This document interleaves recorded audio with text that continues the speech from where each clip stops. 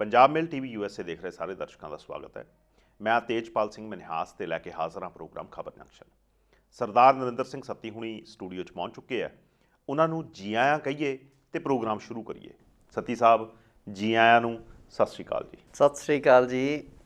ਸੱਤੀ ਸਾਹਿਬ ਕੈਫ ਭੋਪਾਲੀ ਦਾ share ਹੈ ਜੀ, ਉਹ ਕਹਿੰਦੇ ਆ, ਇਧਰ ਆ ਰਕੀਬ ਮੇਰੇ ਮੈਂ ਤੁਝੇ ਗਲੇ ਲਗਾ ਲੂੰ, ਮੇਰਾ ਇਸ਼ਕ ਬੇਮਜ਼ਾ ਥਾ ਤੇਰੀ ਦੁਸ਼ਮਣੀ ਸੇ ਪਹਿਲੇ। ਇਹ ਇਸ਼ਕ ਜਿਹੜਾ ਅੱਜ ਕੱਲ੍ਹ ਚੱਲ ਰਿਹਾ ਤੇ ਜਿਹੜੀ ਦੁਸ਼ਮਣੀ ਚੱਲ ਰਹੀ ਹੈ ਜੀ, ਇਹ ਬੜੀ ਮਤਲਬ ਇਸ ਵੇਲੇ ਕਹਿ ਲਓ ਵੀ ਭਾਰਤ ਦੀ ਜਿਹੜੀ ਰਾਜ ਸੱਤਾ ਆ ਜਾਂ ਭਾਰਤ ਦੀ ਅਜੋਕੀ ਸਥਿਤੀ ਹੈ ਉਹਦੇ ਵਿੱਚ ਬੜੀ ਅਜੀਬ ਜਿਹੀ ਛਛੋਪੰਚ ਵਾਲੀ ਸਿਚੁਏਸ਼ਨ ਬਣੀ ਹੋਈ ਹੈ। ਜੀ ਜੀ, ਸਮਝ ਨਹੀਂ ਆ ਰਿਹਾ ਵੀ ਆਉਣ ਵਾਲਾ ਕੱਲ੍ਹ ਕੀ ਲੈ ਕੇ ਆਏਗਾ ਜੀ। ਇਸੇ ਸੰਦਰਭ ਦੇ ਵਿੱਚ ਕੁਝ ਲੋਕ ਆ ਜਿਹੜੇ ਉਹਨਾਂ ਹੀ ਸੱਤਾਧਾਰੀ ਪਾਰਟੀਆਂ ਦੇ ਵਿੱਚ ਆ ਪਰ ਉਹ ਕੁਛ ਨਹੀਂ ਬੋਲ ਰਹੇ, ਅਤੇ ਕੁਝ ਲੋਕ ਆ ਉਹ ਸੰਵਿਧਾਨਕ ਪਦ ਦੇ ਉੱਤੇ ਹੁੰਦੇ ਹੋਏ ਵੀ ਜਿੱਥੇ ਉਹਨਾਂ ਨੂੰ ਸੰਵਿਧਾਨਕ ਪਦ ਇਸ ਲਈ ਦਿੱਤੇ ਗਏ ਆ ਵੀ ਉੱਥੇ ਤੁਸੀਂ ਜਿਹੜੀ ਆਪਣੇ ਰਾਜਸੀ ਗੱਲ ਨਹੀਂ ਕਰਨੀ, ਤੁਸੀਂ ਸਿਰਫ ਕੰਮਕਾਰ ਦੇਖਣਾ ਹੈ। ਉਹਦੇ ਬਾਵਜੂਦ ਵੀ ਮੈਂ ਗੱਲ ਕਰ ਰਿਹਾ ਸੀਗਾ ਜਿਹੜੇ ਮੇਘਾਲਿਆ ਦੇ ਮੌਜੂਦਾ ਰਾਜਪਾਲ ਨੇ ਸਤਪਾਲ ਮਲਿਕ ਜੀ, ਹੁਣ ਉਹਨਾਂ ਨੇ ਕੁਛ ਇਹੋ ਜਿਹਾ ਕਿਹਾ, ਕਿਸਾਨਾਂ ਬਾਰੇ ਗੱਲ ਕੀਤੀ ਹੈ। ਹਾਲਾਂਕਿ ਉਹ ਹਮੇਸ਼ਾ ਕੰਟਰੋਵਰਸ਼ੀਅਲ ਰਹੇ ਆ।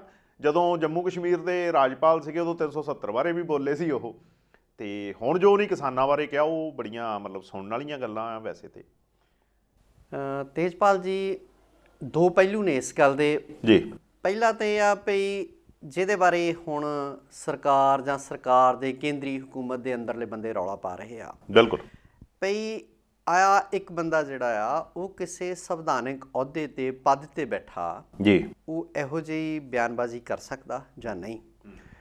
ਦੂਸਰਾ ਆ ਭਈ ਆਮ ਲੋਕ ਸ਼ਾਇਦ ਇਹ ਸੋਚਦੇ ਹੋਣਗੇ ਵੀ ਉਹ RSS ਦੇ ਬੰਦੇ ਆ ਜਾਂ ਭਾਜਪਾ ਦੇ ਬੰਦੇ ਆ, ਉਹ ਜਨਤਾ ਪਾਰਟੀ ਨਾਲ ਸੰਬੰਧਿਤ ਰਹੇ ਆ ਜੀ, ਤੇ ਇਸ ਸਰਕਾਰ ਨੇ ਉਹਨਾਂ ਨੂੰ ਤਕਰੀਬਨ ਸਾਰੇ ਦੇਸ਼ ਦੀ ਸੈਰ ਕਰਾਈ ਆ। ਜਿਵੇਂ ਤੁਸੀਂ ਦੱਸਿਆ, ਜਦੋਂ ਧਾਰਾ 370 35 ਜਿਹੜੀਆਂ ਰੱਦ ਹੋਇਆ ਆ ਜੰਮੂ ਕਸ਼ਮੀਰ 'ਚ, ਉਦੋਂ ਉੱਥੋਂ ਦੇ ਜਿਹੜੇ ਆ ਰਾਜਪਾਲ ਸੀਗੇ ਜੀ, ਤਾਂ ਇਹਨਾਂ ਨੇ ਹੁਣ ਵੀ ਕਿਹਾ ਵੀ 17 ਸਾਲਾਂ ਤੋਂ ਜਿਹੜੇ ਸਿਆਸਤਦਾਨ ਨੇ, ਸਾਡੇ ਆਗੂ ਆ, ਉਹ ਜੰਮੂ ਦੇ ਲੋਕਾਂ ਦੇ ਨਾਲ ਇਨਸਾਫ ਨਹੀਂ ਉਹਨਾਂ ਨੇ ਕੀਤਾ ਜੀ। ਫਿਰ ਗੋਆ 'ਚ ਰਹੇ ਨੇ, ਉੱਥੇ ਵੀ, ਬਿਹਾਰ 'ਚ ਵੀ ਰਹੇ ਨੇ ਜੀ ਜੀ, ਔਰ ਉੱਥੇ ਵੀ ਵਿਵਾਦਿਤ ਬਿਆਨ ਆਉਂਦੇ ਰਹੇ ਆ। ਹੁਣ ਜਿਹੜੀ ਉਹਨਾਂ ਨੇ ਤਾਜ਼ਾ ਗੱਲ ਕੀਤੀ ਆ, ਦੇਖੋ ਉਸ ਗੱਲ ਨੂੰ ਜਿਹੜਾ ਦੂਜਾ ਪਹਿਲੂ ਆ ਉਹਨੂੰ ਆਪਾਂ ਸਿਆਸਤ ਨਾਲ ਜਾਂ ਉਹਨਾਂ ਦੇ ਨਿੱਜ ਨਾਲ ਜੋੜ ਕੇ ਜੇ ਦੇਖੀਏ, ਖੈਰ ਜਦੋਂ ਕੋਈ ਬੰਦਾ ਖਰੀ ਗੱਲ ਕਰਦਾ ਉਹ ਚੁੱਪਦਾ ਵੀ ਹੁੰਦਾ, ਬਹੁਤ ਸਾਰਿਆਂ ਦੇ ਉਹ ਖਿਲਾਫ ਜਾਂਦੀ ਹੁੰਦੀ ਆ ਗੱਲ। ਇਵੇਂ ਹੁਣ ਜਿਹੜੀ ਬਾਗਪਤ ਨਾਲ ਸੰਬੰਧ ਰੱਖਦੇ ਆ, ਪੱਛਮੀ ਯੂਪੀ ਦਾ ਇੱਕ ਹਿੱਸਾ ਆ। ਬਿਲਕੁਲ, ਰਕੇਸ਼ ਟਕੈਤ ਹੋਰੀ ਜਿਹੜੇ ਆ ਉਹ ਬਾਗਪਤ ਏਰੀਆ, ਚੌਧਰੀ ਚਰਨ ਸਿੰਘ ਹੋਰਾਂ ਦਾ ਏਰੀਆ। ਬਿਲਕੁਲ, ਔਰ ਇਸ ਵੇਲੇ ਰਕੇਸ਼ ਟਕੈਤ ਦੇ ਜਿਹੜੇ ਦੋ ਹੰਝੂ ਸੀਗੇ, ਉਹਨਾਂ ਨੇ ਇੱਕ ਤਰ੍ਹਾਂ ਦਾ ਕੇਂਦਰ ਸਰਕਾਰ ਵੱਲੋਂ ਫੇਲ ਕੀਤਾ ਹੋਇਆ ਅੰਦੋਲਨ ਜਿਹੜਾ ਆ ਉਹ ਖੜਾ ਹੋ ਗਿਆ ਸੀ। ਤੇ ਉੱਥੇ ਉਹ ਰੈਲੀ ਦੇ ਵਿੱਚ ਬੋਲਦੇ ਨੇ, ਉਹਨਾਂ ਨੇ ਕਿਹਾ ਵੀ ਜੋ ਕੁਛ ਇਸ ਵੇਲੇ ਕੇਂਦਰੀ ਹਾਕਮ ਕਿਸਾਨਾਂ ਨਾਲ ਕਰ ਰਹੇ ਆ ਇਹ ਬਿਲਕੁਲ ਗਲਤ ਆ ਜੀ। ਦੂਜੀ ਗੱਲ ਇਹ ਵੀ ਉਹਨਾਂ ਨੂੰ ਬਿਨਾਂ ਮਤਲਬ ਖਾਲੀ ਹੱਥ ਤੁਸੀਂ ਜਿਹੜਾ ਮੋੜੋਗੇ ਤਾਂ ਉਹ ਬਹੁਤ ਗਲਤ ਕੰਮ ਕਰੋਗੇ ਜੀ। ਤੀਜੀ ਗੱਲ ਉਹ ਕਹਿੰਦੇ MSP ਸੰਬੰਧੀ ਸਰਕਾਰ ਕਾਨੂੰਨ ਕਿਉਂ ਨਹੀਂ ਬਣਾਉਂਦੀ। ਫਿਰ ਉਹ ਕਹਿੰਦੇ ਨੇ ਵੀ ਜੇ ਕਿਸਾਨ, ਪਹਿਲੀ ਗੱਲ ਤਾਂ ਕਿਸਾਨ ਘਰਾਂ ਨੂੰ ਵਾਪਸ ਮੁੜਨ ਲਈ ਉੱਥੇ ਨਹੀਂ ਆਏ, ਦਿੱਲੀ ਦੇ ਬਾਰਡਰ ਜਿਹੜੇ ਆ ਕਿਸਾਨਾਂ ਨੇ ਵਾਪਸ ਜਾਣ ਲਈ ਨਹੀਂ ਮੱਲੇ, ਉਹ ਆਪਣੀਆਂ ਮੰਗਾਂ ਮਨਵਾ ਕੇ ਜਾਣਗੇ ਜੀ। ਜੇ ਕਹਿੰਦੇ ਉਹ ਵਾਪਸ ਵੀ ਚੱਲ ਗਏ, ਉਹਨਾਂ ਨੇ ਖਾਸ ਕਰਕੇ ਸਿੱਖਾਂ ਦੇ ਸੰਦਰਭ 'ਚ ਕਿਹਾ ਵੀ ਮੈਂ ਉਹਨਾਂ ਨੂੰ ਚੰਗੀ ਤਰ੍ਹਾਂ ਜਾਣਦਾ, ਉਹ 300 ਸਾਲ ਗੱਲ ਨਹੀਂ ਭੁਲਾਉਂਦੇ ਜੀ ਜੀ ਜੀ ਜੀ। ਇਹ ਇੰਨੀਆਂ ਖਰੀਆਂ ਗੱਲਾਂ ਆਪਣੇ ਹਾਕਮਾਂ ਨੂੰ ਸੁਣਾਉਣੀਆਂ, ਇਹ ਕਿਸੇ ਦੇ ਹਿੱਸੇ ਆਉਂਦਾ ਜੀ। ਔਰ ਇਹਦੇ ਤੋਂ ਮੋਦੀ ਸਰਕਾਰ ਨੂੰ ਸਬਕ ਸਿੱਖਣਾ ਚਾਹੀਦਾ। ਲਕਸ਼ਮੀਕਾਂਤਾ ਚਾਵਲਾ ਫਾਇਰ ਬ੍ਰਾਂਡ ਆਗੂ ਨੇ, ਬਿਲਕੁਲ, ਪੰਜਾਬ ਦੇ ਮੰਤਰੀ ਵੀ ਰਹੇ ਨੇ, MLA ਵੀ ਰਹੇ ਨੇ, ਅੰਮ੍ਰਿਤਸਰ ਦੇ ਵਿੱਚ ਰਿਹਾਇਸ਼ ਰੱਖਦੇ ਨੇ। ਉਹ ਹਾਲੇ ਕੱਲ੍ਹ ਕਹਿ ਕੇ ਹਟੇ ਆ ਵੀ ਕੇਂਦਰ ਸਰਕਾਰ ਕਰ ਕੀ ਰਹੀ ਆ, ਬੰਦੀਵਾਨ ਜਿਹੜੇ ਆ ਬਿਨਾਂ ਕਸੂਰ ਦੇ ਲੋਕ ਫੜ ਕੇ ਅੰਦਰ ਦੇ ਦਿੱਤੇ ਜਾਂਦੇ ਆ। ਬਿਲਕੁਲ, ਉਹਨਾਂ ਨੇ ਇੱਕ ਉਦਾਹਰਣ ਦਿੱਤੀ ਵੀ ਅੰਮ੍ਰਿਤਸਰ ਦੇ ਇੱਕ ਟੱਬਰ 10-12 ਜੀ ਕਿਸੇ ਕਤਲ ਦੇ ਮਤਲਬ ਮਾਮਲੇ ਦੇ ਵਿੱਚ ਅੰਦਰ ਦੇ ਦਿੱਤੇ, ਸਜ਼ਾਵਾਂ ਹੋ ਗਈਆਂ। ਕਿੰਨੇ ਵਰੇ ਉਹ ਜੇਲ੍ਹ ਦੇ ਵਿੱਚ ਸੰਡ ਤੋਂ ਬਾਅਦ ਰਿਹਾਈ ਹੁੰਦੀ ਹੈ ਔਰ ਜਿਹੜਿਆਂ ਦੇ ਕਤਲ ਦੇ ਦੋਸ਼ ਵਿੱਚ ਉਹ ਜੇਲ੍ਹ 'ਚ ਦਿੱਤੇ ਜਾਂਦੇ ਨੇ ਉਹ ਬੰਦਾ ਜਿਉਂਦਾ ਨਿਕਲਦਾ ਹੈਗਾ। ਬਿਲਕੁਲ। ਸੋ ਉਹ ਕਹਿੰਦੇ ਵੀ ਬੰਦੀਵਾਨ ਚਾਹੇ ਉਹ ਸਿੱਖ ਧਰਮ ਨਾਲ ਸੰਬੰਧਿਤ ਹੋਣ, ਕਦੋਂ ਦੇ 84 ਤੋਂ ਹਾਲੇ ਤੱਕ ਸਜ਼ਾਵਾਂ ਭੁਗਤ ਰਹੇ ਆ, ਭਈ ਸਰਕਾਰ ਉਹਨਾਂ ਪ੍ਰਤੀ ਵੀ ਕੁਝ ਦੇਖੇ। ਦੂਸਰਾ ਉਹਨਾਂ ਨੇ ਕਿਹਾ ਭਈ ਭਾਰਤ ਚੋਟੀ ਦੇ 10 ਮੁਲਕ ਜਿਹੜੇ ਆ ਜਿਹੜੇ ਕਰਪਟ ਦੇਸ਼ ਨੇ ਉਹਨਾਂ ਦੇ ਵਿੱਚੋਂ ਇੱਕ ਹੈਗਾ। ਸੋ ਜਦੋਂ ਆਪਣੇ ਆਗੂ ਸਤਪਾਲ ਮਲਿਕ ਵਰਗੇ, ਠੀਕ ਹੈ, ਲక్ష్ਮੀ ਕਾਂਤਾ ਚਾਵਲਾ ਵਰਗੇ ਪੜ੍ਹੇ ਲਿਖੇ ਨੇ, ਪ੍ਰੋਫੈਸਰ ਸੀਗੇ ਮੈਡਮ ਚਾਵਲਾ, ਤਾਂ ਉਦੋਂ ਆਪਣੇ ਲੋਕ ਸਰਕਾਰ ਨੂੰ ਲਾਹਣਤਾਂ ਪਾਉਣ ਲੱਗ ਜਾਣ, ਠੀਕ ਆ। ਜਸ਼ਵੰਤ ਸਿਨਹਾ ਹੋਰੀ ਇਹ ਰੋਜ਼ ਪ੍ਰਚਾਰ ਕਰਦੇ ਆ ਵੀ ਤ੍ਰਿਣਮੂਲ ਕਾਂਗਰਸ ਚੋਂ ਇੰਨੇ ਬੰਦੇ ਟੁੱਟ ਕੇ ਆ ਗਏ, ਉਹਨਾਂ ਦਾ MLA ਟੁੱਟ ਗਿਆ, ਉਹਨਾਂ ਦਾ MP ਟੁੱਟ ਗਿਆ। ਜਸ਼ਵੰਤ ਸਿਨਹਾ ਹੋਰੀ ਕੇਂਦਰ ਦੇ ਮੰਤਰੀ ਰਹੇ ਨੇ, ਵਿੱਤ ਮੰਤਰੀ ਰਹੇ, ਉਹ ਹੁਣ TMC ਜੁਆਇਨ ਕਰ ਗਏ ਆ। ਸੋ ਅਜੇ ਵੀ ਸਾਡੇ ਹਾਕਮ ਜਿਹੜੇ ਆ ਉਹ ਗੱਲਾਂ ਨੂੰ ਅਣਗੌਲ ਰਹੇ ਆ, ਸੱਚ ਤੋਂ ਮੁਨਕਰ ਹੋ ਰਹੇ ਆ, ਉਧਰ ਨੂੰ ਪਿੱਠ ਕਰਕੇ ਖੜੇ ਨੇ। ਸੋ ਇਸ ਵੇਲੇ ਜਿਹੜਾ ਸਤਪਾਲ ਮਲਿਕ ਦਾ ਬਿਆਨ ਆਉਣਾ ਉਹ ਸ਼ਲਾਘਾਯੋਗ ਵੀ ਆ, ਕਿਸਾਨਾਂ ਦੇ ਹੱਕ 'ਚ ਇੱਕ ਤਰ੍ਹਾਂ ਮੈਂ ਸਮਝਦਾ ਉਹਨਾਂ ਦਾ ਹਾਂ ਦਾ ਨਾਰਾ ਹੈਗਾ ਜੀ। ਅੱਛਾ, 300 ਸਾਲ ਕਹਿੰਦੇ 300 ਸਾਲ ਤੱਕ ਨਹੀਂ ਇਹ ਭੁੱਲਦੇ, ਇਹ ਉਹਨਾਂ ਨੇ ਕਿਹਾ ਜੀ, ਜਿਹੜੇ ਸਿੱਖ ਹੈ। ਬਿਲਕੁਲ। ਔਰ ਕਹਿੰਦੇ ਵੀ ਮੈਂ ਸਿੱਖਾਂ ਦੇ ਬਹੁਤ ਕਲੋਜ਼ ਰਿਹਾ, ਬਹੁਤ ਨੇੜੇ ਰਿਹਾ। ਇਹਦੇ ਵਿੱਚ ਜੇ ਆਪਾਂ ਦੇਖੀਏ ਤੇ ਇਤਿਹਾਸਕ ਤੌਰ ਤੇ ਨਿਗਾਹ ਮਾਰੀਏ ਜੀ, ਤੇ ਮੇਰੇ ਹਿਸਾਬ ਦੇ ਨਾਲ ਜਦੋਂ ਬੰਗਲਾ ਸਾਹਿਬ ਗੁਰਦੁਆਰੇ ਦੀ ਅੰਗਰੇਜ਼ਾਂ ਨੇ ਕੰਧ ਤੋੜਤੀ ਸੀ ਜੀ, 13 ਸਾਲ ਮੋਰਚਾ ਚੱਲਿਆ, ਬਿਲਕੁਲ, ਤੇ ਅੰਗਰੇਜ਼ ਹੱਥ ਜੋੜ ਕੇ ਤੇ ਚਾਬੀਆਂ ਫੜਾ ਕੇ ਗਏ ਸੀਗੇ। ਸ਼ਹੀਦ ਊਧਮ ਸਿੰਘ ਦੀ ਐਗਜ਼ਾਮਪਲ ਲੈ ਲਓ ਵੀ ਕਿੰਨੇ ਸਾਲਾਂ ਬਾਅਦ ਉਹਨੇ ਬਦਲਾ ਲਿਆ। ਉੱਥੇ ਜਾ ਕੇ ਐਡਵਾਇਰ ਨੂੰ ਗੋਲੀ ਮਾਰਦੇ ਨੇ ਕੈਕਸਟਨ ਹਾਲ 'ਚ ਜੀ, ਤੇ ਕਿੱਦਾਂ ਤੰਗੀਆਂ ਤੁਰਸ਼ੀਆਂ ਦੇ ਵਿੱਚ ਉੱਥੇ ਜੀਵਨ ਬਤੀਤ ਕਰਦੇ ਆ, ਪਰ ਉਹ ਧੁਨ ਇੱਕੋ ਹੀ ਸੀ ਪਈ ਐਡਵਾਇਰ ਨੂੰ ਸਜ਼ਾ ਦੇਣੀ ਉਹਦੇ ਕੀਤੇ ਦੀ ਜੀ। ਤੇ ਇਹ ਜਿਹੜੀਆਂ ਗੱਲਾਂ ਇਹਨਾਂ ਨੇ ਕੀਤੀਆਂ ਜੀ, ਇਹ ਮਤਲਬ ਇਹ ਦੱਸਣ ਨੂੰ ਕੀਤੀਆਂ ਸਰਕਾਰ ਨੂੰ ਵੀ ਜੇ ਤੁਸੀਂ ਕਿਸਾਨਾਂ ਨੂੰ ਨਿਰਾਸ਼ ਮੋੜਿਆ ਤੇ ਉਹਨੂੰ ਅੰਦੋਲਨ ਖਤਮ ਨਾ ਸਮਝ ਲਿਓ, ਇਹ ਜਿਹੜੀ ਅੰਦਰ ਸੁਲਗ ਰਹੀ ਹੈ ਫੇਰ ਉੱਠੂਗੀ। ਦੇਖੋ ਉਹਨਾਂ ਨੇ ਕਿਹਾ ਤੇਜਪਾਲ ਜੀ ਭਈ ਜਿੱਥੇ ਡਿਸਸੈਟੀਸਫਾਈਡ ਸ਼ਬਦ ਉਹਨਾਂ ਨੇ ਵਰਤਿਆ, ਭਈ ਜਿੱਥੇ ਕਿਸਾਨ ਤੇ ਜਵਾਨ ਬਿਲਕੁਲ ਜਿਹੜੇ ਆ ਉਹ ਨਿਰਾਸ਼ ਹੋਣ ਸਰਕਾਰਾਂ ਤੋਂ, ਉਹ ਆਪ ਖੁਸ਼ ਨਾ ਹੋਣ, ਤੇ ਉਸ ਦੇਸ਼ ਦਾ ਭਲਾ ਰੱਬਾ ਹੀ ਕਰ ਸਕਦਾ ਜੀ। ਸਤੀ ਸਾਹਿਬ, ਨਾ ਖਾਊਂਗਾ ਨਾ ਖਾਣੇ ਦੂੰਗਾ ਜੀ, ਆਪਾਂ ਬਹੁਤ ਸੁਣਿਆ। ਬਿਲਕੁਲ ਜੀ। 2014 ਕੀ ਉਹ ਤੋਂ ਪਹਿਲਾਂ ਹੀ ਸ਼ੁਰੂ ਹੋ ਗਿਆ ਸੀ ਇਹ, ਬਿਲਕੁਲ, ਹਨਾ। ਤੇ ਹੁਣ ਤੇ ਮੇਰੇ ਖਿਆਲ ਪਲੇਟਾਂ 'ਚ ਰੋਟੀ ਵੀ ਮੁੱਕ ਗਈ ਆ ਜਿਹੜੀ ਕਿ ਨਾ ਖਾਊਂਗਾ ਨਾ ਖਾਣੇ ਦੇ ਨਾਲ ਹੀ ਜੀ ਜੀ। ਤੇ ਹੁਣ ਇੱਕ ਗੱਲ ਹੋਰ ਨਿਕਲ ਕੇ ਆਈ ਆ, ਕਹਿੰਦੇ ਲੋਕਾਂ ਦੀ ਆਮਦਨ ਜਿਹੜੀ ਆ ਉਹ ਰਹੀ ਕੁਛ ਨਹੀਂ, ਐਡੇ ਬਿਜ਼ਨਸ ਲੋਕਾਂ ਦੇ ਬੰਦ ਹੋ ਗਏ, ਉਹ ਸੜਕਾਂ ਤੇ ਆ ਗਏ ਜੀ। ਜਿਹੜਾ ਆਮ ਰੋਜ਼ ਜਿਹੜਾ ਖੂਹ ਪੁੱਟਣਾ, ਰੋਜ਼ ਪਾਣੀ ਪੀਣ ਵਾਲਾ ਬੰਦਾ, ਉਹਨੂੰ ਵੀ ਵਿਚਾਰੇ ਦੀ ਇਨਕਮ ਪੂਰੀ ਨਹੀਂ ਹੋ ਰਹੀ ਕਿਉਂਕਿ ਲੋਕਾਂ ਦੀ ਜੇਬ 'ਚ ਪੈਸੇ ਹੈ ਨਹੀਂ। ਤੇ ਦੂਜੇ ਪਾਸੇ ਅਡਾਨੀ ਸਾਹਿਬ, ਉਹਨਾਂ ਦੀ ਆਮਦਨ ਕਹਿੰਦੇ ਭਈ ਸਿਖਰਾਂ ਸ਼ੋ ਰਹੀ ਆ ਪਿਛਲੇ 1 ਸਾਲ 'ਚ। ਦੇਖੋ ਇੱਦਾਂ ਆ ਭਈ $16.2 ਬਿਲੀਅਨ ਤੋਂ $50 ਬਿਲੀਅਨ। ਅੱਛਾ ਜੀ। 50 ਜਾਣੀ ਕਿ ਬਿਲੀਅਨ ਡਾਲਰ ਤੁਸੀਂ ਅੰਦਾਜ਼ਾ ਹੀ ਲਾ ਸਕਦੇ ਹੋ। 1 ਬਿਲੀਅਨ ਮਤਲਬ 1 ਅਰਬ, ਠੀਕ ਹੈ, 3-4 ਗੁਣਾ ਹੋ ਗਈ ਕਿ ਤੇ 70 72 75 ਰੁਪਏ ਦਾ ਅਮਰੀਕਨ ਡਾਲਰ ਆ ਜੀ ਜੀ ਜੀ, ਉਹ 1 ਸਾਲ ਦੇ ਵਿੱਚ 4 ਗੁਣਾ ਵੱਧ ਜਾਣੀ ਤੇ ਦੇਸ਼ ਦੀ ਜਿਹੜੀ GDP -25 ਚ ਚੱਲ ਜਾਂਦੀ ਹੋਵੇ, ਬਿਲਕੁਲ ਗਰੋਥ ਰੁਕਿਆ ਹੋਵੇ, ਡੋਮੈਸਟਿਕ ਪ੍ਰੋਡਕਸ਼ਨ ਨਾ ਹੋ ਰਹੀ ਹੋਵੇ, ਉਹ ਆਲ ਟਾਈਮ ਲੋ ਚੱਲ ਰਹੀ ਹੈ ਜਿਹੜੀ ਡੋਮੈਸਟਿਕ ਪ੍ਰੋਡਕਸ਼ਨ ਆ। ਆਪਾਂ ਤਾਂ ਕਹਿੰਦੇ ਆ ਨਾ ਮੇਕ ਇਨ ਇੰਡੀਆ ਦਾ ਨਾਰਾ ਦਿੱਤਾ ਸਾਡੇ ਪ੍ਰਧਾਨ ਮੰਤਰੀ ਸਾਹਿਬ ਨੇ, ਤੇ ਉਹ ਕਿੱਥੇ GDP ਗਰੋਥ ਖੜੀ ਆ, ਕਿੱਥੇ ਡੋਮੈਸਟਿਕ ਪ੍ਰੋਡਕਸ਼ਨ ਖੜੀ ਆ, ਤੇ ਕਿੱਥੇ ਲੋਕਾਂ ਦੀ ਆਮਦਨ ਖੜੀ ਆ। ਲੋਕ ਤਾਂ ਪੰਜਾਬ 'ਚ ਖੁਦਕੁਸ਼ੀਆਂ ਹੋ ਰਹੀਆਂ, ਬਿਲਕੁਲ ਇਹ ਹਾਲ ਬਾਕੀ ਭਾਰਤ ਦਾ ਆ। ਦਰਬਦਰ ਲੋਕ ਹੋਏ ਆ, 2 ਡੰਗ ਦੀ ਰੋਟੀ ਨਹੀਂ ਜੁੜਦੀ। ਤਾਂ ਇੱਕ ਬੰਦੇ ਦੀ, ਅਡਾਨੀ ਵਰਗੇ ਦੀ ਜਿਹੜੀ 16 ਚ ਮਤਲਬ ਤੁਸੀਂ ਦੇਖੋ ਵੀ 16 ਤੋਂ 50 ਬਿਲੀਅਨ ਡਾਲਰ ਤੇ ਪਹੁੰਚ ਜਾਵੇ ਤਾਂ ਉਹਦੇ ਵਿੱਚ ਸਰਕਾਰ ਦਾ ਪੂਰਾ ਹੱਥ ਮੈਂ ਸਮਝਦਾ। ਬਿਲਕੁਲ। ਅਗਲੀ ਗੱਲ ਇਹ ਵੀ ਇਕੱਲਾ ਅਡਾਨੀ ਨਹੀਂ, ਅਮਿਤ ਸ਼ਾਹ ਹੋਰਾਂ ਦਾ ਬੇਟਾ ਸੀ, ਇੱਕ ਕੰਪਨੀ ਸੀ ਕੁਛ ਲੱਖ ਦੀ, ਹਾਂਜੀ ਹਾਂਜੀ, ਉਹ ਕਿਵੇਂ ਕਰੋੜਾਂ 'ਚ ਹੋ ਜਾਂਦੀ ਆ। ਬਿਲਕੁਲ ਠੀਕ ਹੈ। ਦੂਜੇ ਬੰਨੇ ਦੇਸ਼ ਜਿਹੜਾ ਆ ਅੱਧਿਓਂ ਜ਼ਿਆਦਾ ਦੇਸ਼ ਭੁੱਖਾ ਮਰ ਰਿਹਾ, 2 ਡੰਗ ਦੀ ਰੋਟੀ ਲਈ ਜੂਝ ਰਹੇ ਨੇ ਲੋਕ ਜੀ ਜੀ, ਬਈ 1 ਸਕੁਅਰ ਮੀਲ ਜਿਹਨੂੰ ਆਪਾਂ ਕਹਿੰਦੇ ਆ ਉਹ ਨਹੀਂ ਮਿਲਦਾ ਹੈਗਾ।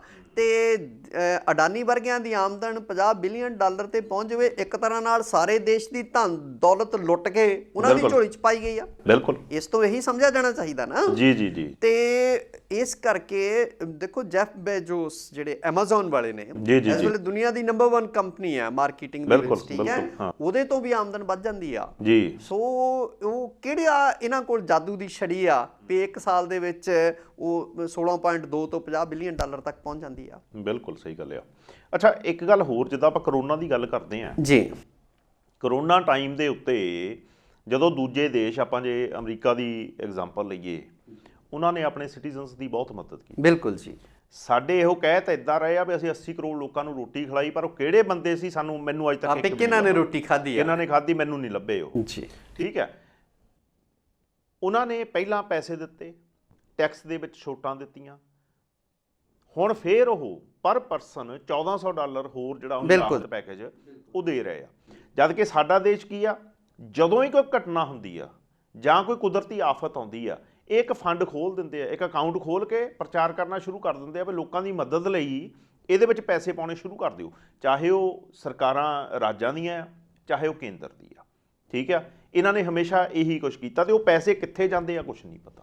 ਦੇਖੋ, ਇੱਕ ਸਰਕਾਰਾਂ ਕੋਲ ਐਮਰਜੈਂਸੀ ਫੰਡ ਹੁੰਦਾ ਜੀ, ਵੈਲਫੇਅਰ ਫੰਡਸ ਹੁੰਦੇ ਨੇ।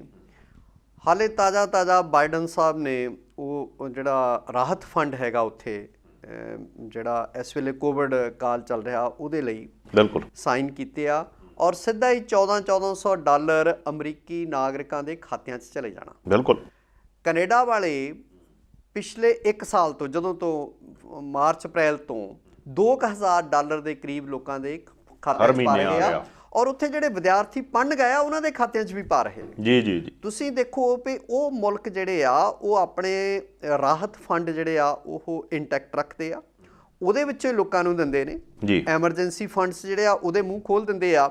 ਸਾਡੇ ਸਰਕਾਰਾਂ ਰਾਹਤ ਫੰਡ, ਜਿਵੇਂ ਤੁਸੀਂ ਦੱਸਿਆ ਵੀ ਭੂਚਾਲ ਆ ਗਿਆ, ਤੂਫਾਨ ਆ ਗਿਆ, ਜਦੋਂ ਮਾਰਚ ਦੇ ਵਿੱਚ 22 ਮਾਰਚ ਨੂੰ ਪਿਛਲੇ ਸਾਲ 2020 ਦੇ ਵਿੱਚ ਜਿਹੜਾ ਆ ਉਹ ਤਾਲਾਬੰਦੀ ਸ਼ੁਰੂ ਹੁੰਦੀ ਆ। ਪੰਜਾਬ ਦਾ ਹੀ ਤੁਸੀਂ ਹਾਲ ਦੇਖੋ ਵੀ ਪੰਜਾਬ ਵਿੱਚ ਕਿੰਨੇ ਪੂਰਬ ਤੋਂ ਲੋਕ ਆਣ ਕੇ, ਮੱਧ ਭਾਰਤ ਤੋਂ, ਪੂਰਬ ਤੋਂ, ਚਾਹੇ ਉਹ ਮਤਲਬ ਪੂਰਬੀ ਯੂਪੀ ਹੈ, ਬਿਹਾਰ, ਉੜੀਸਾ, ਮੱਧ ਪ੍ਰਦੇਸ਼, ਖਾਸ ਕਰਕੇ ਬਿਹਾਰ ਤੋਂ, ਪੂਰਬੀ ਯੂਪੀ ਤੋਂ ਲੋਕ ਇੱਥੇ ਕੰਮ ਕਰਦੇ ਆ। ਜਿਹੜੀ ਇੱਥੋਂ ਦੇ ਉਦਯੋਗਪਤੀ ਨੇ ਉਹ ਆਪ ਤਾਂ ਆਪਣੇ ਘਰਾਂ 'ਚ ਆਰਾਮ ਨਾਲ ਬੈਠੇ ਆ, ਕੋਈ ਵਿਦੇਸ਼ਾਂ 'ਚ ਜਾ ਕੇ ਬੈਠਾ, ਕੋਈ ਇੱਥੇ ਕੰਮਕਾਰ ਉਹਨਾਂ ਦੇ ਚੱਲੀ ਜਾਂਦੇ ਆ। ਉਹ ਕਰੋਨਾ ਤੋਂ ਅੰਦਰੀ ਦੁਬਕ ਕੇ ਬੈਠੇ ਆ, ਠੀਕ ਆ, ਅੱਧੇ ਆਪਣੇ ਦਫ਼ਤਰਾਂ 'ਚ ਵੀ ਨਹੀਂ ਜਾਂਦੇ। ਜਿਹੜੇ ਮਜ਼ਦੂਰ ਨੇ ਉਹ ਸੜਕਾਂ ਤੇ ਰੁਲਣ ਲਈ, ਮਰਨ ਲਈ ਛੱਡ ਦਿੱਤੇ ਜਾਂਦੇ ਆ। ਬਿਲਕੁਲ। ਉਹਨਾਂ ਕੋਲ ਨਾ ਕੋਈ ਕਿਰਾਇਆ, ਨਾ ਕੋਈ ਰੇਲ ਜਾਣ ਨੂੰ, ਨਾ ਕੋਈ ਬੱਸ, ਨਾ ਮਤਲਬ ਗਲਦੇ ਕੱਪੜਿਆਂ 'ਚ ਉਹ ਜਾਂਦੇ ਨੇ, ਪੈਰ ਪਾਟਦੇ ਆ, ਬਿਆਈਆਂ ਪਾਟੀਆਂ ਪੂਰੇ ਰਸਤੇ ਜਾਂਦੇ ਮਰਦੇ ਆ, ਰਸਤੇ 'ਚ ਐਕਸੀਡੈਂਟਾਂ ਨਾਲ ਮਰਦੇ ਨੇ। ਗੱਡੀ ਦੀ ਲਾਈਨ ਫੜ ਲੈ ਪਿਆ, ਇੱਧਰ ਨੂੰ ਹੀ ਜਾਂਦੀ ਹੋਣੀ ਆ, ਠੀਕ ਹੈ। ਬਿਲਕੁਲ। ਇੱਕ ਬੱਚੀ ਆਪਣੇ ਪਿਓ ਨੂੰ, ਛੋਟੀ ਜੀ ਬੱਚੀ, ਟੀਨਏਜਰ, ਉਹ ਸਾਈਕਲ ਤੇ ਬਹਾਲ ਕੇ ਬਿਹਾਰ ਲੈ ਕੇ ਜਾਂਦੀ ਆ, 1300 ਮੀਲ ਜੀ, 1300 ਮੀਲ ਦਾ ਪੈਂਡਾ ਕਰਦੀ ਆ। ਇਸ ਤਰ੍ਹਾਂ ਦੀਆਂ ਕਿੰਨੀਆਂ ਉਦਾਹਰਨਾਂ ਵੀ ਰਸਤੇ ਦੇ ਵਿੱਚ ਬੰਬਈ ਤੋਂ ਗੱਡੀ ਆ ਰਹੀ ਆ ਬਿਹਾਰ ਨੂੰ, ਉਹ ਕਿਤੇ ਗੱਡੀ ਜਿਹੜੀ ਆ ਰੁਕ ਜਾਂਦੀ ਆ ਤੇ ਲੋਕ ਪਾਣੀ ਪੀਣ ਲਈ ਨਲਕੇ ਤੇ ਉਤਰਦੇ, ਉੱਥੇ ਨਲਕੇ ਦੇ ਲਾਗੇ ਨਹੀਂ ਜਾਣ ਦਿੱਤਾ ਜਾਂਦਾ ਲੋਕਾਂ ਨੂੰ। ਉਹ ਭੁੱਖ ਦੇ ਮਾਰੇ ਮਰਦੇ ਨੇ। ਉਹ ਜੜੇਪਾ ਜਿਹੜਾ ਉਹ ਸੜਕਾਂ ਤੇ, ਗੱਡੀ ਦੀਆਂ ਲਾਈਨਾਂ ਤੇ ਹੁੰਦਾ, ਰਾਹਾਂ 'ਚ ਹੁੰਦਾ ਲੋਕਾਂ ਦਾ, ਹੈ ਨਾ, ਔਰਤਾਂ ਦਾ। ਸੋ ਇੱਦਾਂ ਦੀਆਂ ਦੁਸ਼ਵਾਰੀਆਂ ਝੱਲ ਕੇ ਲੋਕ ਆਪਣੇ ਘਰਾਂ ਨੂੰ ਪਰਤਦੇ ਆ। ਉਦੋਂ ਸਾਡੀ ਸਰਕਾਰ ਕੀ ਕਰਦੀ ਆ, ਠੀਕ ਹੈ, ਸਾਡੀ ਸਰਕਾਰ ਕੋਲ ਕੋਈ ਰਾਹਤ ਫੰਡ ਜਿਹੜਾ ਜਮ੍ਹਾਂ ਫੰਡ ਹੁੰਦਾ, ਐਮਰਜੈਂਸੀ ਫੰਡ ਆ, ਰੈੱਡ ਕਰਾਸ ਫੰਡ ਆ, ਉਹ ਕਿੱਥੇ ਜਾਂਦਾ? ਉਦੋਂ ਕਿਉਂ ਉਹ ਡੋਰੂ ਖੜਕਾਉਣ ਲੱਗ ਪੈਂਦੇ ਆ ਵੀ ਆ ਬਈ। ਸੋ ਉਹ ਫੰਡ ਅੱਜ ਤੱਕ ਕਿੱਥੇ ਜਾਂਦਾ ਉਹ ਰੱਬ ਜਾਣਦਾ। ਭਈ ਉਹ ਲੋਕਾਂ ਦਾ ਜਿਹੜਾ ਵੈਲਫੇਅਰ ਆ, ਲੋਕਾਂ ਦੀ ਭਲਾਈ ਆ, ਉਹ ਸਾਡੀਆਂ ਸਰਕਾਰਾਂ ਨੇ ਕਦੋਂ ਕਰਨੀ ਸ਼ੁਰੂ ਕਰਨੀ ਆ, ਠੀਕ ਆ। ਕੋਈ ਐਮਰਜੈਂਸੀ ਵੇਲੇ ਹਾਲਾਤ ਵਿਗੜ ਜਾਂਦੇ ਨੇ, ਕਿਤੇ ਕਾਲ ਪੈਂਦਾ ਤਾਂ ਨਹੀਂ ਕੁਛ ਕਰਦੀ ਸਰਕਾਰ। ਮਤਲਬ ਅਸੀਂ ਉਹਨਾਂ ਲੋਕਾਂ ਦੇ ਨਾਲ ਤਾਂ 200 ਸਾਲ ਵੀ ਮੈਨੂੰ ਲੱਗਦਾ, ਕੈਨੇਡਾ, ਅਮਰੀਕਾ ਦੀ ਆਪਾਂ ਉਦਾਹਰਣ ਜ਼ਰੂਰ ਦਿੰਦੇ ਹਾਂ, ਯੂਰਪ ਦੀ ਉਦਾਹਰਣ ਦਿੰਦੇ ਹਾਂ। ਈਸਟਰਨ ਕੰਟਰੀਜ਼ ਜਿਹੜੇ ਆ ਸਾਡੇ ਨਾਲੋਂ ਤਾਂ ਚੀਨ ਮਗਰੋਂ ਆਜ਼ਾਦ ਹੁੰਦਾ, ਅਸੀਂ 1947 'ਚ ਆਜ਼ਾਦ ਹੁੰਦੇ ਆ, ਚੀਨ 1949 'ਚ ਆਜ਼ਾਦ ਹੁੰਦਾ। ਇਸ ਵੇਲੇ ਸੁਪਰ ਪਾਵਰ ਬਣ ਕੇ ਬੈਠਾ ਦੁਨੀਆ ਦੀ ਹਰ ਬੰਨੇ। ਅੱਧੇ ਯੂਰਪ ਨੂੰ, ਮਾਫ ਕਰਨਾ, ਅੱਧੀਆਂ ਅਫਰੀਕਨ ਕੰਟਰੀਜ਼ ਨੂੰ, ਸਾਡੇ ਨੇਬਰਿੰਗ ਕੰਟਰੀਜ਼, ਪਾਕਿਸਤਾਨ ਆ, ਉਧਰ ਸ੍ਰੀਲੰਕਾ ਆ, ਬਰਮਾ ਆ ਚੀਨ ਤੋਂ ਫੰਡ ਆ ਰਹੇ ਆ ਡਿਵੈਲਪਮੈਂਟ ਲਈ, ਬਿਲਕੁਲ, ਔਰ ਫਿਰ ਉਹ ਆਪਣੇ ਢੰਗ ਨਾਲ, ਜਿਵੇਂ ਵਰਲਡ ਬੈਂਕ ਕਰਦੀ ਆ, ਚੀਨ ਵੀ ਆਪਣੀ ਮਰਜ਼ੀ ਕਰਦਾ, ਉੱਥੇ ਆਪਣਾ ਬਿਜ਼ਨਸ ਦਾ ਪਸਾਰਾ ਕਰਦਾ ਹੈਗਾ, ਚਾਹੇ ਉਹ ਅਫਰੀਕਨ ਕੰਟਰੀਜ਼ ਹੋਣ, ਚਾਹੇ ਸਾਡੇ ਗੁਆਂਢੀ ਮੁਲਕ ਹੋਣ। ਤੇ ਸਾਡੇ ਦੇਸ਼ ਦੇ ਜਿਹੜੇ ਲੋਟੂ ਹਾਕਮ ਹੋ ਗਏ, ਹੋਰ ਵੀ ਜਿਹੜੇ ਇੱਥੋਂ ਲੁੱਟ ਕੇ ਵਿਦੇਸ਼ਾਂ 'ਚ ਭੱਜ ਗਏ ਆ, ਉਹ ਵੀ ਨਹੀਂ ਮੁੜ ਕੇ ਆਏ।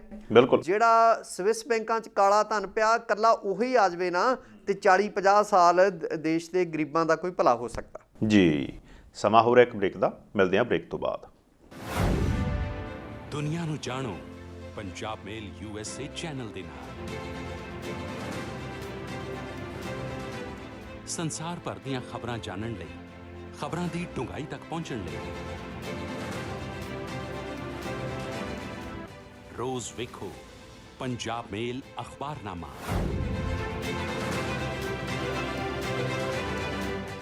ਸਿਰਫ ਪੰਜਾਬ ਮੇਲ USA ਚੈਨਲ। ਪੰਜਾਬ ਮੇਲ TV USA ਦੇਖ ਰਹੇ ਸਾਰੇ ਦਰਸ਼ਕਾਂ ਦਾ ਬ੍ਰੇਕ ਤੋਂ ਬਾਅਦ ਇੱਕ ਵਾਰ ਫੇਰ ਸਵਾਗਤ ਹੈ। ਸਰਦਾਰ ਨਰਿੰਦਰ ਸਿੰਘ ਸੱਤੀ ਹੁਣੀ ਸਾਡੇ ਨਾਲ ਬਣੇ ਹੋਏ ਆ।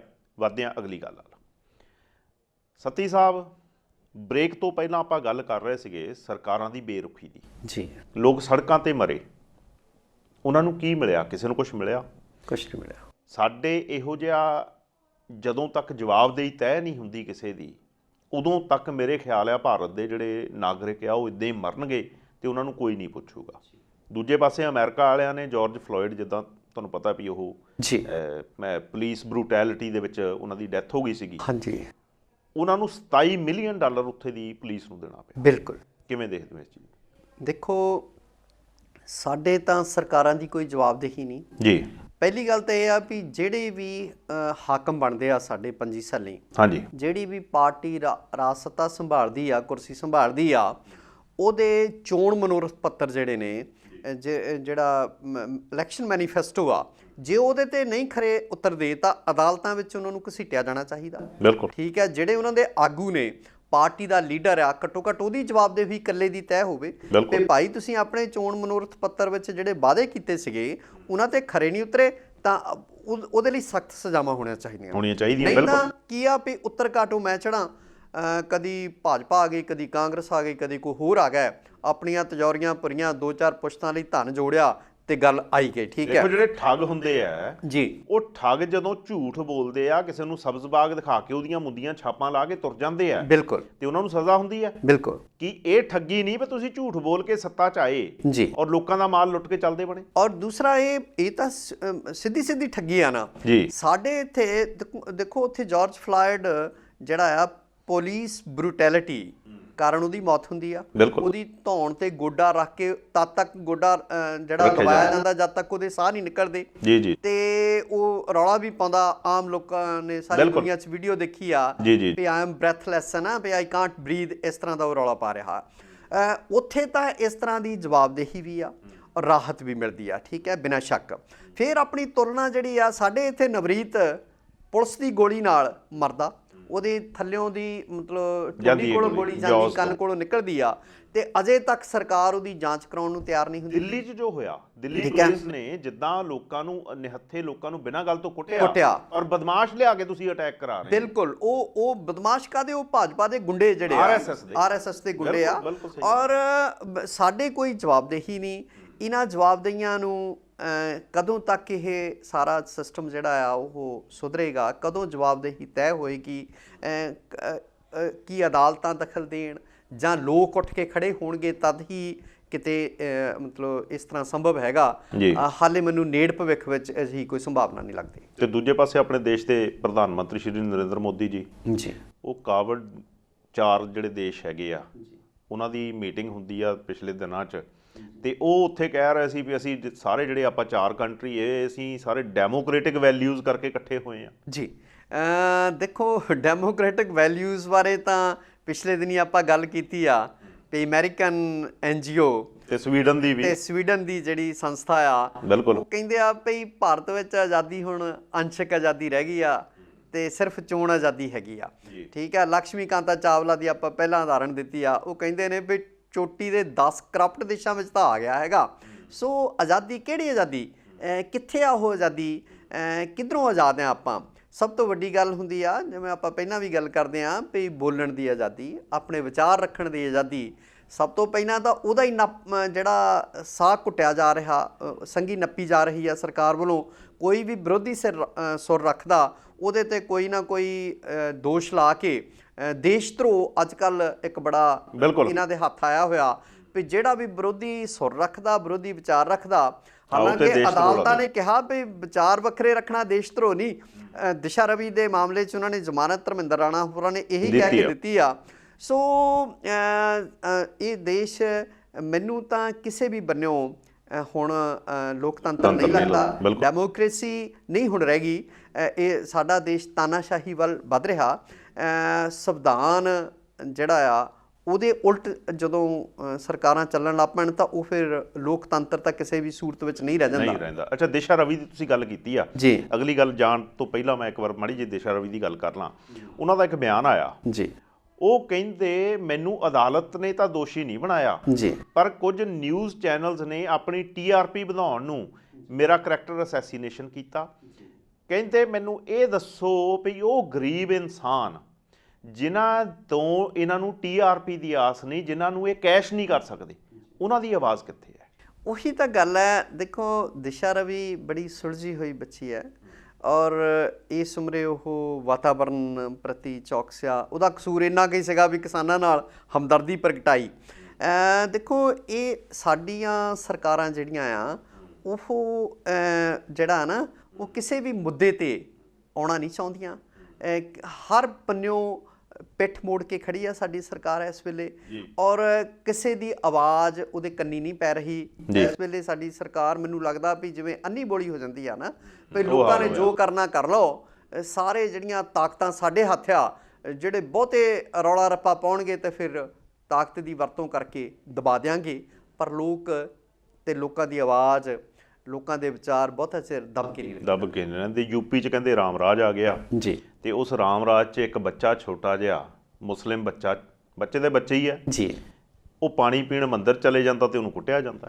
ਦੇਖੋ, ਇਹ ਗਾਜ਼ੀਆਬਾਦ ਦੀ ਘਟਨਾ ਆ। ਆਸਫ ਨਾਂ ਦਾ ਬੱਚਾ, ਉਹਦੇ ਪਿੰਡੇ 'ਤੇ ਜਿਹੜੀਆਂ ਲਾਸ਼ਾਂ ਪਈਆਂ ਹੋਈਆਂ ਨੇ, ਸੱਟਾਂ ਦੇ ਨਿਸ਼ਾਨ ਆ, ਉਹ ਆਮ ਹੀ ਨੈੱਟ 'ਤੇ ਦੇਖੇ ਜਾ ਸਕਦੇ ਆ ਜੀ, ਵਾਇਰਲ ਹੋਈ ਆ ਉਹਦੀਆਂ ਤਸਵੀਰਾਂ, ਸਾਰਾ ਕੁਛ। ਦੇਖੋ, ਜਿਹੜੇ ਧਰਮ ਕੀ ਹੈ, ਧਰਮ ਜੀਵਨ ਜਾਚ ਹੈ ਨਾ ਵੀ ਜ਼ਿੰਦਗੀ ਇੱਦਾਂ ਨਹੀਂ ਇੱਦਾਂ ਜੀਣੀ ਚਾਹੀਦੀ ਆ। ਚਾਹੇ ਉਹ ਯਹੂਦੀ ਹੋਣ, ਚਾਹੇ ਉਹ ਸਿੱਖ ਧਰਮ ਆ, ਚਾਹੇ ਉਹ ਮੁਸਲਿਮ ਧਰਮ ਆ, ਚਾਹੇ ਉਹ ਹਿੰਦੂ ਧਰਮ ਆ। ਜੀਵਨ ਜਾਚ ਹੈ ਨਾ, ਧਰਮ ਇੱਕ ਜੀਵਨ ਜਾਚ ਆ, ਵੇ ਆਫ ਲਾਈਫ। ਤੁਸੀਂ ਆਪਣੀ ਜ਼ਿੰਦਗੀ ਕਿੱਦਾਂ ਜੀਣੀ ਆ ਉਹ ਤੋਂ ਸਿੱਖ ਲਓ। ਤੇ ਜੇ ਮੰਦਰ 'ਚ ਇੱਕ ਬੱਚਾ ਅਣਭੋਲ ਪਾਣੀ ਪੀਣ ਚਲੇ ਵੀ ਜਾਂਦਾ ਤਾਂ ਉਹਦਾ ਕਸੂਰ ਇੰਨਾ ਵੀ ਪਿਆਸ ਲੱਗੀ ਤੇ ਪਾਣੀ ਪੀਣ ਉਹਨੂੰ ਕੁੱਟਿਆ ਜਾਵੇ, ਇਹ ਕਿੱਥੋਂ ਦਾ ਨਿਆਂ ਆ? ਇਹ ਕਿਹੜੇ ਧਰਮ 'ਚ ਲਿਖਿਆ ਹੋਇਆ? ਬਿਲਕੁਲ। ਆਪਾਂ ਸਿੱਖ ਧਰਮ ਦੀ ਗੱਲ ਕਰਦੇ ਹਾਂ। ਸਾਡੇ ਧਰਮ ਦੇ ਵਿੱਚ ਤੀਸਰੇ ਗੁਰੂ ਅਮਰਦਾਸ ਹੋਰੀ ਜਦੋਂ ਅਕਬਰ ਬਾਦਸ਼ਾਹ ਆਉਂਦਾ ਉਹਨਾਂ ਨੂੰ ਮਿਲਣ, ਤਾਂ ਉਹ ਕਹਿੰਦੇ ਵੀ ਪਹਿਲਾਂ ਲੰਗਰ, ਪਾਸ਼ਾ, ਸੰਗਤ। ਵੀ ਅੱਜ ਵੀ 4 ਵਰਨਾਂ ਨੂੰ ਉਪਦੇਸ਼ ਵੀ ਸਾਂਝਾ। ਲੰਗਰ ਦੇ ਵਿੱਚ ਚਾਹੇ ਕਿਸੇ ਧਰਮ ਨਾਲ, ਕਿਸੇ ਜਾਤ ਨਾਲ, ਕਿਸੇ ਨਸਲ ਨਾਲ ਸੰਬੰਧਿਤ ਬੰਦਾ ਹੋਵੇ, ਉਹ ਸਾਰੇ ਇਕੱਠੇ ਬੈਠ ਕੇ ਲੰਗਰ ਛਕਦੇ ਆ। ਤੇ ਦਿਨ ਰਾਤ 24 ਘੰਟੇ ਲੰਗਰ ਚੱਲਦਾ। ਬਿਲਕੁਲ ਠੀਕ ਹੈ। ਸਾਡੇ ਭਾਈ ਕਨਈਆ ਜੀ, ਰੈੱਡ ਕਰਾਸ ਦੇ ਪਹਿਲੇ ਬਾਨੀ, ਬਿਲਕੁਲ ਭਾਈ ਕਨਈਆ ਜੀ, ਉਹ 10ਮ ਪਾਤਸ਼ਾਹ ਕਹਿੰਦੇ ਭਈ ਕਿਸੇ ਨੇ 10ਮ ਪਾਤਸ਼ਾਹ ਕੋਲ ਜਾ ਕੇ ਸ਼ਿਕਾਇਤ ਲਾਈ ਵੀ ਇਹ ਤਾਂ ਮੁਸਲਮਾਨਾਂ ਨੂੰ ਵੀ ਪਾਣੀ ਪੈ ਜਾਂਦਾ, ਉਹਨਾਂ ਦੀਆਂ ਫੌਜਾਂ ਦੇ ਜਿਹੜੇ ਜ਼ਖਮੀ ਨੇ। ਬਿਲਕੁਲ। ਤਾਂ ਉਹ ਸੱਦ ਲਿਆ ਤੇ ਉਹ ਕਹਿੰਦੇ ਮਹਾਰਾਜ ਵੀ ਮੈਨੂੰ ਤਾਂ ਸਾਰਿਆਂ 'ਚ ਤੁਹਾਡਾ ਹੀ ਰੂਪ ਦਿਸਦਾ। ਬਸ ਗੱਲ ਖਤਮ। ਸੋ ਕਿੱਥੇ ਭਾਈ ਕਨਈਆ ਵਰਗੇ, ਕਿੱਥੇ ਸਿੱਖ ਧਰਮ। ਈਵਨ ਜਿਹੜੇ ਈਸਾਈ ਧਰਮ ਵਾਲੇ ਵੀ, ਉਹ ਵੀ ਟਾਇਦ ਕੱਢਦੇ ਆ, ਦਸਵੰਧ ਕੱਢਦੇ ਆ ਆਪਣੀ ਆਮਦਨ ਦੇ ਵਿੱਚੋਂ। ਠੀਕ ਹੈ। ਸੋ ਇੱਕ ਬੱਚੇ ਨੂੰ ਮੰਦਿਰ ਦੇ ਵਿੱਚ ਪਾਣੀ ਪੀਣ ਤੋਂ ਵਰਜਣਾ ਤੇ ਉਹਦੀ ਕੁੱਟਮਾਰ ਕਰਨੀ, ਇਹ ਹਿੰਦੂ ਧਰਮ 'ਚ ਤਾਂ ਹੋ ਸਕਦਾ, ਹੋਰ ਕਿਤੇ ਨਹੀਂ ਮੈਨੂੰ ਲੱਗਦਾ ਵੀ ਹੋਵੇ ਜੀ। ਟੋਰਾਂਟੋ 'ਚ ਕਹਿੰਦੇ ਬਿੱਲ ਬੋਰਡਾਂ ਤੇ ਮੋਦੀ ਸਾਹਿਬ ਹੋਈ ਪਈ ਸੀ ਜੀ। ਉਹ ਇਸ ਤਰ੍ਹਾਂ ਆ ਭਈ ਟੋਰਾਂਟੋ 'ਚ ਇੱਕ ਉਹ ਸੰਸਥਾ ਜਿਹੜੀ ਇਮੀਗ੍ਰੇਸ਼ਨ ਫਰਾਡ ਦੇ ਵਿੱਚ, ਉਹ ਫਰਾਡੂਲੈਂਟ ਸੰਸਥਾ ਆ, ਬਿਲਕੁਲ, ਧੋਖਾਧੜੀ ਕਰਦੀ ਆ ਤੇ ਕੋਰਟ ਕੇਸ ਦਾ ਸਾਹਮਣਾ ਕਰ ਰਹੀ ਆ। ਉਹਨੇ ਨਾ ਮਤਲਬ ਆਪਣੀ ਭੱਲ ਬਣਾਉਣ ਨੂੰ ਵੀ ਅਸੀਂ ਬਹੁਤ ਮੋਦੀ ਭਗਤ ਜੀ ਜੀ ਹਾਂ, ਟੋਰਾਂਟੋ ਦੇ ਵਿੱਚ ਉਹ ਬਿਲਬੋਰਡ ਲਵਾਏ ਹੋਏ ਸੀਗੇ। 25 ਉਹ ਗਿਣਤੀ ਤਾਂ ਖੈਰ ਉਹਦੀ ਮੈਨੂੰ ਨਹੀਂ ਪਤਾ ਵੀ ਉਹ ਕੋਵਿਡ ਸੰਬੰਧੀ ਸੀ, 20 ਤੋਂ 25 ਸੀ ਸ਼ਾਇਦ। ਵੈਕਸੀਨੇਸ਼ਨ ਜਿਹੜੀ ਆ ਉਹ ਦੇਸ਼ ਵੱਲੋਂ ਗਈ ਆ, ਉਹ ਪ੍ਰਧਾਨ ਮੰਤਰੀ ਨੇ ਆਪਣੇ ਨਿੱਜੀ ਕਿਤੇ ਫੰਡ ਦੇ ਵਿੱਚੋਂ ਤਾਂ ਨਹੀਂ ਭੇਜੀ ਨਾ, ਤਾਂ ਲੋਕਾਂ ਨੇ ਰੋਹ ਚਾਣ ਕੇ ਉਹ ਬਿਲਬੋਰਡ ਲੁਹਾ ਦਿੱਤੇ ਆ ਜੀ। ਅੱਛਾ ਮੈਨੂੰ ਇਹ ਦੱਸੋ ਵੀ ਜਿੱਦਾਂ ਉਹ ਬਿਲਬੋਰਡ ਲਹਾਤੇ ਆ, ਉਹ ਬਿਲਬੋਰਡ ਜਿਨ੍ਹਾਂ ਨੇ ਲਾਏ ਸੀ ਉਹਨਾਂ ਨੂੰ ਪੁੱਛਣਾ ਚਾਹੀਦਾ ਹੈ ਵੀ ਦੇਸ਼ਾਂ ਦੇ ਵਿੱਚ ਆਦਾਨ ਪ੍ਰਦਾਨ ਹੁੰਦਾ ਰਹਿੰਦਾ ਚੀਜ਼ਾਂ ਦਾ, ਬਿਜ਼ਨਸ ਆ, ਹੈਨਾ, ਵੀ ਇਹ ਸਾਡੇ ਪ੍ਰਧਾਨ ਮੰਤਰੀ ਹੁਣੀ ਪਹਿਲਾਂ ਇੱਕ ਵਾਰੀ ਨਾਲੀ ਦੀ ਗੈਸ ਤੋਂ ਚਾਹ ਬਣਾਈ ਸੀ, ਕਿਤੇ ਵੈਕਸੀਨੇਸ਼ਨ ਵੀ ਉਹਨਾਂ ਨੇ ਤੇ ਨਹੀਂ ਇਜਾਦ ਕੀਤੀ। ਤੇ ਗੱਲ ਇਹ ਆ ਵੀ ਪ੍ਰਧਾਨ ਮੰਤਰੀ ਜਿਹੜਾ ਆ ਉਹ ਆਪਣੀ ਨਿੱਜੀ ਪਾਕਟ ਚੋਂ ਨਹੀਂ ਦਿੰਦਾ ਸਾਰਾ ਕੁਝ, ਉਹ ਆਪਣੀ ਜੇਬ ਚੋਂ ਨਹੀਂ ਦਿੰਦਾ, ਇਹ ਦੇਸ਼ ਦੇ ਰਿਸੋਰਸਸ ਆ। ਪ੍ਰਧਾਨ ਮੰਤਰੀ ਤੇ ਜੀਂਦਾ ਹੀ ਲੋਕਾਂ ਦੀ ਟੈਕਸ ਮਨੀ ਤੇ ਹੈ। ਬਿਲਕੁਲ। ਸੋ ਇੱਥੇ ਸਾਡੇ ਜਿਹੜੇ ਸਾਬਕਾ ਰਾਸ਼ਟਰਪਤੀ ਨੇ APJ ਅਬਦੁਲ ਕਲਾਮ ਹੋਰੀ, ਉਹ ਤਾਂ ਮੇਰਾ ਖਿਆਲ ਆ 4 ਜੋੜਿਆਂ 'ਚ ਰਾਸ਼ਟਰਪਤੀ ਭਵਨ 'ਚ ਰਹਿੰਦੇ ਸੀ। ਜੀ ਜੀ ਜੀ AC ਵੀ ਨਹੀਂ ਸੀ ਯੂਜ਼ ਕਰਦੇ। ਉਹ ਇੱਕ ਵਾਰੀ ਸੰਤ ਬਲਵੀਰ ਸਿੰਘ ਸੀਚੇਵਾਲ ਹੋਰੀ, ਉਹ ਅਕਸਰ ਹੀ ਉਹਨਾਂ ਕੋਲ ਆਉਂਦੇ ਜਾਂਦੇ ਸੀ, ਤਾਂ ਉਹ ਕਹਿੰਦੇ ਵੀ ਸਾਨੂੰ ਤਾਂ ਪਸੀਨਾ ਆ ਗਿਆ ਬੈਠਿਆਂ ਨੂੰ ਉੱਥੇ, ਕਿਉਂਕਿ AC ਦੀ ਵਰਤੋਂ ਨਹੀਂ ਸੀ ਕਰਦੇ। ਬਿਲਕੁਲ। ਸੋ ਉਹ ਲੋਕ ਹੀਰਿਆਂ ਨੂੰ ਲੱਭਦੇ ਸੀ, ਠੀਕ ਹੈ, ਜਿਨ੍ਹਾਂ 'ਚ ਸੰਤ ਬਲਵੀਰ ਸਿੰਘ ਸੀਚੇਵਾਲ ਇੱਕ ਨੇ। ਇਸ ਤਰ੍ਹਾਂ ਉਹ ਦੇਸ਼ ਵਿਦੇਸ਼ ਦੇ ਵਿੱਚ ਉਹੋ ਜਿਹੀਆਂ ਰੂਹਾਂ, ਠੀਕ ਹੈ, ਤੇ ਕਿੱਥੇ ਸਾਡੇ ਮੌਜੂਦਾ ਪ੍ਰਧਾਨ ਮੰਤਰੀ ਨੇ, ਉਹ ਜੇ ਮਤਲਬ ਕੋਵਿਡ ਵੈਕਸੀਨ ਗਈ ਵੀ ਆ ਉੱਤੇ ਦੇਸ਼ ਦੇ ਸਰੋਤ ਜਿਹੜੇ ਆ, ਮੰਤਰੀ ਦਾ ਕੀ ਕੰਮ, ਪ੍ਰਧਾਨ ਮੰਤਰੀ ਦਾ ਉਹਦੇ ਨਾਲ ਕੀ ਲੈਣਾ ਦੇਣਾ। ਜੀ ਜੀ ਜੀ। ਸੋ ਉਹ ਜਿਨ੍ਹਾਂ ਲੋਕਾਂ ਨੇ ਉਹ ਲਾਹੇ ਆ, ਮੇਰੀ ਜਾਚੇ ਠੀਕ ਹੀ ਕੀਤਾ। ਅੱਛਾ ਪੰਜਾਬ ਸਰਕਾਰ ਆ ਲਾਈਏ ਥੋੜਾ ਜਿਹਾ ਜੀ, ਬਿਨਾਂ ਸ਼ੱਕ। ਇਹ ਵੀ ਬੜਾ ਕਹਿੰਦੇ ਆ ਵੀ ਅਸੀਂ ਜਿਹੜੇ ਲੋਕਾਂ ਨੇ ਖੁਦਕੁਸ਼ੀਆਂ ਕੀਤੀਆਂ, ਜਿਹੜੇ ਕਿਸਾਨਾਂ ਨੇ, ਉਹਨਾਂ ਨੂੰ ਪੈਸਾ ਕਹਿੰਦੇ ਬੜਾ ਦਿੱਤਾ ਹੈ ਜੀ। ਪਹਿਲੀ ਗੱਲ ਤਾਂ ਇਹ ਆ ਵੀ 9.36 ਕਰੋੜ 4 ਸਾਲਾਂ ਦੇ ਵਿੱਚ ਉਹਦੇ ਨਾਲ ਉਹਨਾਂ ਦੇ ਘਰ ਨਹੀਂ ਭਰਦੇ, ਨਾ ਉਹਨਾਂ ਦੇ ਘਰ ਚੱਲਣੇ ਆ ਜਿਹੜੇ ਜਹਾਨੂੰ ਤੁਰ ਗਏ। ਬਿਲਕੁਲ ਠੀਕ ਹੈ, ਜਿਹੜੇ ਤੰਗੀਆਂ ਤੁਰਸ਼ੀਆਂ ਝੱਲਦੇ, ਖੁਦਕੁਸ਼ੀਆਂ ਕਰਕੇ ਨਹੀਂ ਤਣਾਅ ਦਾ ਸਾਹਮਣਾ ਕਰ ਸਕੇ। ਬਿਲਕੁਲ। ਤੇ 9.72 ਕਰੋੜ ਸਰਕਾਰ ਨੇ ਉਹਦੇ ਪ੍ਰਚਾਰ ਤੇ ਲਾਤਾ, ਮਤਲਬ ਜਿੰਨੇ ਦਿੱਤੇ 36 ਲੱਖ ਉਹ ਤੋਂ ਹੀ ਵੱਧ, 36 ਲੱਖ ਉਹਦੇ ਤੋਂ ਵੀ ਵੱਧ ਆਇਆ। ਉਹ ਕਿਸਾਨਾਂ ਨੂੰ ਨਹੀਂ ਸੀ ਦਿੱਤਾ ਜਾ ਸਕਦਾ, ਉਹਨਾਂ ਦੇ ਪਰਿਵਾਰਾਂ ਨੂੰ। ਸੋ ਇਹਦੇ ਤੋਂ ਤੁਸੀਂ ਸਰਕਾਰ ਦਾ ਢੋਂਗ ਸਮਝ ਸਕਦੇ ਆ ਜੀ, ਸੈਲਫ ਪ੍ਰੋਜੈਕਸ਼ਨ ਸਮਝੀ ਜਾ ਸਕਦੀ ਆ। ਪਿੱਛੇ ਜੇ FCI ਜਿਹੜਾ ਕਿਹਾ ਨਾ ਵੀ ਉਹ ਅਪਲੋਡ ਕਰੋ ਜ਼ਮੀਨਾਂ ਦੀਆਂ ਫਰਦਾਂ, ਉਹਨੂੰ ਵੀ ਸਰਕਾਰ ਨੇ ਚੁੱਪ ਚਪੀਤੇ ਸਹਿਮਤੀ ਦਿੱਤੀ ਸੀ, ਹਦਾਇਤਾਂ ਦਿੱਤੀਆਂ ਸੀ, ਹੁਣ ਉਹ ਪਿੱਛੇ ਹਟਿਆ ਉਹਦੇ ਤੋਂ। ਸੋ ਇਹ ਦੋਹਰੇ ਮਾਪਦੰਡ ਆ ਸਰਕਾਰ ਦੇ। ਪੰਜਾਬ ਸਰਕਾਰ ਕਹਿੰਦੀ ਕੁਛ ਆ, ਕਰਦੀ ਕੁਛ ਆ, ਠੀਕ ਹੈ। ਸੋ ਇਸ ਕਰਕੇ ਜਿਹੜੇ ਪ੍ਰਚਾਰ ਤੇ ਲਾਏ ਨੇ ਨਾ, ਜਿੰਨੇ ਦਿੱਤੇ ਉਹਦੇ ਤੋਂ 36 ਲੱਖ ਹੋਰ ਵੱਧ ਪ੍ਰਚਾਰ ਤੇ ਲਾਤਾ ਜੀ, ਤਾਂ ਸਰਕਾਰਾਂ ਨੂੰ ਪੁੱਛਣ ਵਾਲਾ ਕੌਣ ਹੈ, ਠੀਕ ਹੈ ਨਾ। ਇਸ ਕਰਕੇ ਜਵਾਬਦੇਹੀ ਕੋਈ ਨਹੀਂ। ਬਿਲਕੁਲ।